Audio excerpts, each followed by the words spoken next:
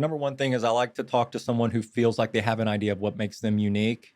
One thing I always say to actors, because you sort of get the idea, if they audition 50 people, it can feel like they're going to hire the one good actor and then the 45 or the 49 other people didn't do it right or they did something wrong. As an actor, it's good to have an idea of, if you put me in a room with 50 other people, this is what I'm going to be the best at in that room. That kind of, I'll get my own ideas of that too after I work with someone. But going into a relationship with someone, it's good to know that they have an idea of that.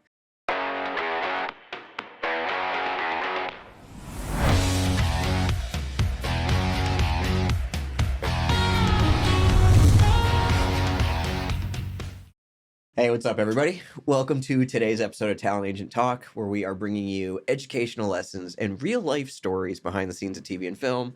I'm your host and a talent agent, Jason Lockhart, and today we've got a very unusual guest. For the first time ever, I've got another talent agent here. He's also in the Atlanta market and actually one of the best in the market, and just a really stand-up dude who knows his shit. It's Jacob Lawson. Thank you very much. That's very kind to say. I'm excited to be here and look forward to chatting and talking about all things industry and what our lives are like. Yeah. Yeah, I talk about you behind your back in good ways all the time. Good. That makes me feel good. Yeah, it's not easy what we do. Yeah. But you're doing it and you're doing it really well. I don't think we've ever had clients going back and forth. He's very hard to get in with. And I know that you know talent. I know that people on your roster. And so I'm honored to have you here. Yeah, man. thanks. It's it can feel like a cutthroat business at times. So it's good to have just, talks with other people and sort of, get an idea of what's life like for you, what's life like for me. I've only ever worked for my agency. So I haven't worked with a lot of other agents. I talk to them. I try to, be friendly and be cooperative with people because it's good to sort of have a good community of agents as we really do. Yeah, the rising tides lifts all boats things kind of goes a long way when it comes to agents in the Atlanta market. So you and I texting back and forth over about deals and stuff. You've made my life better, and I've tried to help you. Yeah, I love being able to talk to other agents and see what's going on in the market because again, you get sort of just a narrow view of what's going on. I only have an idea of what I'm seeing on my end. So. Well, I want to ask you, while we're here just shooting shit about actors, essentially, when you get a submission, or can you think of a time when you got a submission and you were like, oh, hell yeah, I'm really intrigued by this potential actor? Anything that Yeah, out? The number one thing, or I would say there's probably two main things. The number one thing is I like to talk to someone who feels like they have an idea of what makes them unique. One thing I always say to actors, because you sort of get the idea, if they audition 50 people, it can feel like they're going to hire the one good actor and then the 45 or the 49 other people didn't do it right or they did something wrong. As an actor, it's good to have an idea of, if you put me in a room with 50 other people, this is what I'm going to be the best at in that room. That kind of, I'll get my own ideas of that too after I work with someone. But going into a relationship with someone, it's good to know that they have an idea of that. And another thing is finding people who, if you don't have an agent already, finding people who are out there finding their own stuff, grinding, submitting themselves, not just waiting for someone to come carry them across the finish line, but who are active themselves. Because I think people who are like that tend to be problem solvers. They tend to be more responsible and that sort of thing. So I love that you said problem solvers. Yeah. I like to say all the time, I like to work with intelligent people. Yeah. It's just going to make life easier if they can handle things on their own. Yeah, this is an industry where curveballs come 3 times a day for, each actor. A deadline will move. You'll get a call saying, this tape was due Friday, but now it's shooting Friday, so you got to be on tape by Wednesday. Things happen. It rains a lot in Atlanta, so shoot schedules move. Yeah. So finding people who have a good network of people they can get in with or just figure out how to get it done on time is really nice. And do you get to watch a lot of auditions?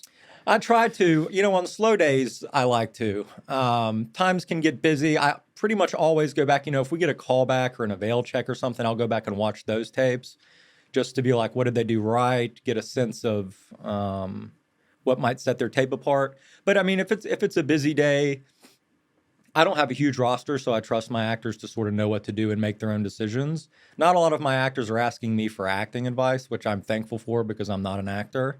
But But I mean, out of interest, I like to go in and watch just to see, have an idea of what the roles are about, what the shows are looking for, what's working for certain casting directors and that sort of thing. Yeah. I love that you said you're not an actor because, like, I used to be one. Yeah. But you do know talent, man, because I know the actors on your roster. So, like, how would you define someone that's really good? Like, because I know you know. Yeah. People who are good storytellers.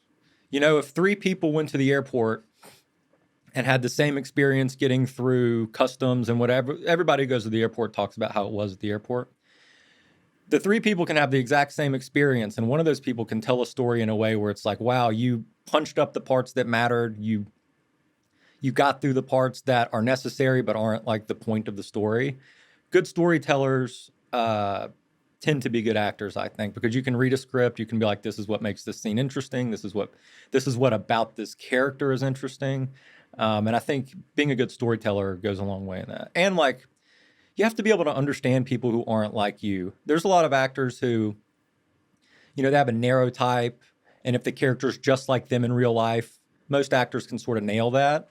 But when you get the role that's like, I'm not anything like this person, but I kind of understand what those people are like and what makes them tick, you have kind of more of a broad understanding of the human experience, and you can sort of get inside those people's skin and their mind. I think it's really hard to book a broad set of role types without having that skill set, just an understanding of the human experience in general. Absolutely. I did have someone on this show once talk about how important it was to not be focused on acting 24/7, to enjoy their life and have those read experiences. A book. Read a nonfiction book. I mean, reading fiction is good too, because there's some really good writers out there who can broaden your sense of, what's possible. But just reading autobiographical stuff or biographical stuff just that gets into what makes people who they are is really important, I think. Or you can watch it on TV. I mean, it's good to read, I guess, but some people don't have the time.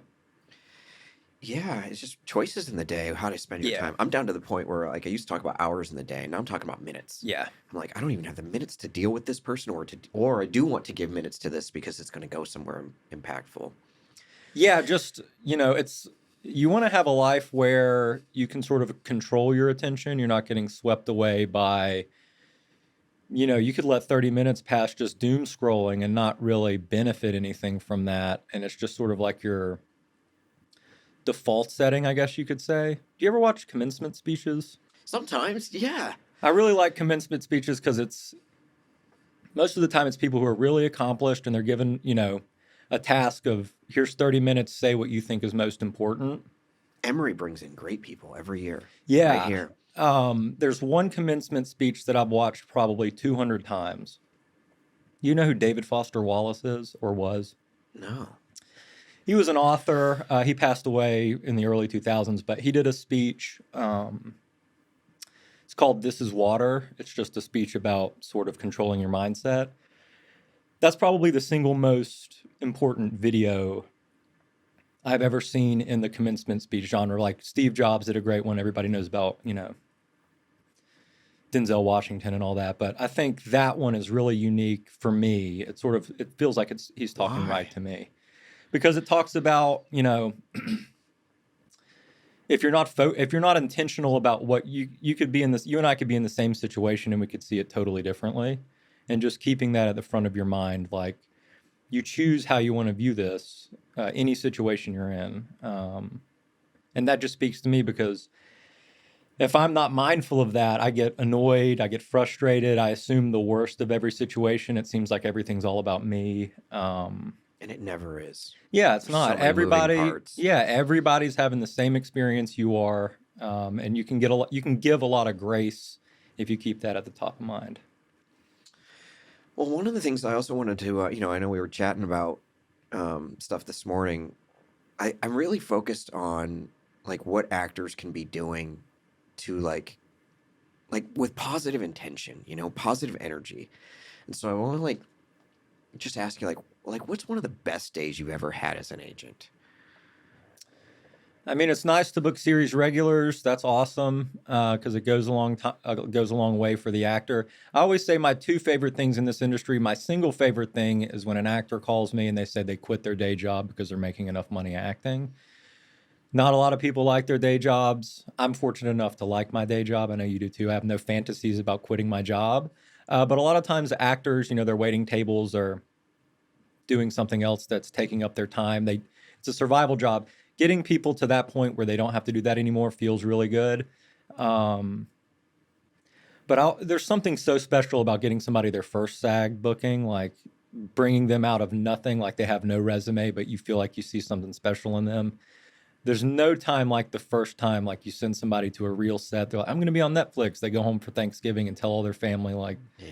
because a lot of times, if you're an actor, you tell, from what I'm told, you tell your family you're acting or your friends you're acting, and you get kind of the eye roll, like, yeah, we'll believe it when we see it. So giving somebody like their first hard evidence that like what I'm doing is paying off, sometimes that's even better than the liberation of, I made X amount of money. This is always working for me, so I could quit my job. Getting somebody the first one is really good. So, Do you remember a specific day or time when that happened? for a first booking, Yeah, like yeah. even in the past like year or so. Well, I'm from Albany, Georgia. It's a small town in Southwest Georgia. Not a lot going on. I get kind of emotional when I talk about that. That's okay. I think that's awesome. Yeah. But over the years, I've repped people from Albany and, getting them their first thing and knowing that they're going to, yeah. Dude, if I got somebody from Sandusky, Ohio to book something, Yeah. I feel you. That's Yeah. amazing. Feels really That's good. why we're on this earth, to do what we're doing. Yeah. Isn't it kind of cool that like some jobs, you want as a little kid and you spend your whole like time like studying and training and trying to get it, and then there's jobs like what we're doing Yeah. that just kind of find us. Yeah. Yeah. I mean, I feel like the luckiest person on earth, honestly. I know I don't know anybody more lucky than me. So it's managing that. Like anytime I catch myself in a bad mood because I'm focusing on a micro thing, if I zoom out at all, it's like, geez, I can't think of anybody else that I would rather swap places with. That's amazing, man. And I know, like, Yeah. I mean, you said you've got a small roster. You got over 100 people. Yeah. They're yeah. looking to you to, like, A, help their dreams come true. B, put food on their table. Yeah. 3, help them get insurance. 4, give them bragging rights on social media. Yeah. And probably more. Yeah. I feel really lucky that I don't have to do those things too. Cause I'm like, I like social media, but it's not my thing. But I get really passionate about giving other people license. Like if I go the extra mile, if I work an extra hour, if I pick up the phone on a Saturday or a Sunday, knowing that that's going to benefit somebody who's in a position to, the next booking could put them on a platform of really making some changes in their life. I've been doing this 13 years. That hasn't been lost on me. I feel the same way now that I did 10 years ago. Like that never goes away from me. I don't know. I don't really know how to explain it. I know when you're working a job, parts of it can get old. That part of this job has never gotten old to me. Just feeling like if I work a little bit harder, if I pay a little bit more attention, the people who have chosen to work with me and who have given me their trust to change their lives, all I got to do is be conscious and make that effort, and it'll work. That's infinitely rewarding in my experience. Well, I'm sure they're grateful. You know what I Yeah, mean? most of them are. I mean, they are. It's, some people, you work with all different kinds of people, obviously. I know I'm the type of person, I try not to be this way, but we keep a lot of plates spinning, you know what I mean? And when everything's going good, it's hard to just rest in that. You're always sort of looking for the next thing to potentially go wrong so you can fix it or you can be ready to fix it. I have some actors who just live totally outside of that. And they're like, this good thing happened for me today. And I'm living in that moment. I'm living in that good thing and I'm enjoying it for everything that it is. It's not in my nature to be that way. So being around people like that, I really feed off of it. That's huge. That's something I'm working on a personal level actually right now, like trying to just actually be present. Because I know, like, I mean, getting 1,000 emails a day and you're always worried about what text message or phone call could come in that's going to immediately interrupt whatever pleasant present you're in. That's hard. And that'll always be the case. You and I will never be in a spot where nothing could go wrong today. Yeah. So you're not going to be able to escape it. It's good to be prepared, I guess. But if you're not giving the joy of success any place to land in your conscious experience, you're going to miss out on it. And that's that. The idea of that sucks. It does. It's a constant work in progress. Well, one last question, kind of to like help actors. Do you see any pattern on your roster, or like, yeah, I mean, really, like any kind of habitual essence that some actors have that you gravitate toward liking them more, rooting for them more, something that they do or they could be doing that makes you just really get more excited about being on their team or wanting to be on their team? I mean, you get the impression from really successful actors that this, I mean, every actor that you ask, like, is this the most important thing in your life? I mean, if you have kids, it shouldn't be the most important thing in your life.